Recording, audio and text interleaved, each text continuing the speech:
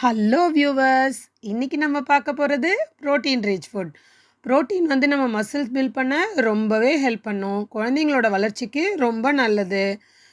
இந்த ப்ரோட்டீன் அதிகம் இருக்கிற அடை எப்படி பண்ணுறதுன்னு பார்க்கலாமா? இதுக்கு தேவையானது துவரம்பருப்பு 1 கப், கடலைப்பருப்பு 1 கப், பாசிப்பருப்பு 1 கப், பச்சரிசி 1 கப், 1/4 கப் உளுந்து. இது எல்லாத்தையும் எடுத்து ஒன்றா ஒரு பவுலில் மிக்ஸ் பண்ணிக்கோங்க. மிக்ஸ் பண்ணிவிட்டு தண்ணி விட்டு நல்லா வாஷ் பண்ணிவிட்டு 1 hour ஊற வச்சுருங்க.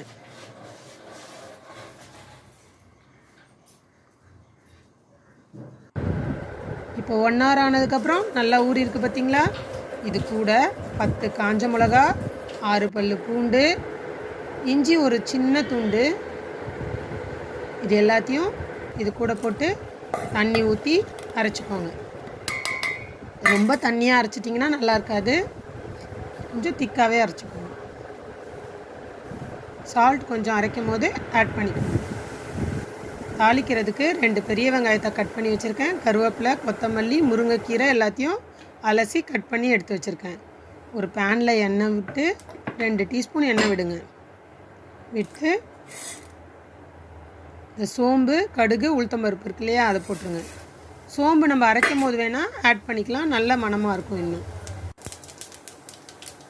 கடுகு பொரிஞ்சதும் நம்ம கட் பண்ணி வச்சுருக்கோம் இல்லையா கீரை, வெங்காயம் எல்லாத்தையும் இதில் போட்டு வதக்கிடுங்க. ஒரு 2 to 3 minutes வதக்குனிங்கன்னா நல்லா வதங்கிடும்.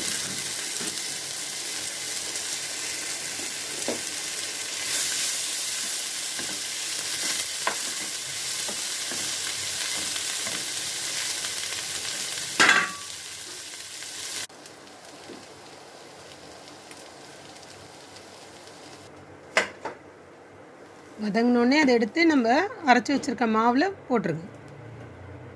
போட்டு நல்லா மிக்ஸ் பண்ணி விடுங்க. இதில் இருக்கிற பருப்பில் இருக்க ப்ரோட்டீன் வந்து குழந்தைங்களுக்கு ரொம்ப நல்லது. அதுவும் மார்னிங் பிரேக்ஃபாஸ்ட்டில் இதை ஆட் பண்ணால் ரொம்பவே நல்லது. ஒரு 1/2 டீஸ்பூன் மஞ்சத்தூள் போட்டுருங்க. போட்டு நல்லா மிக்ஸ் பண்ணிவிடுங்க. மிக்ஸ் பண்ணிவிட்டு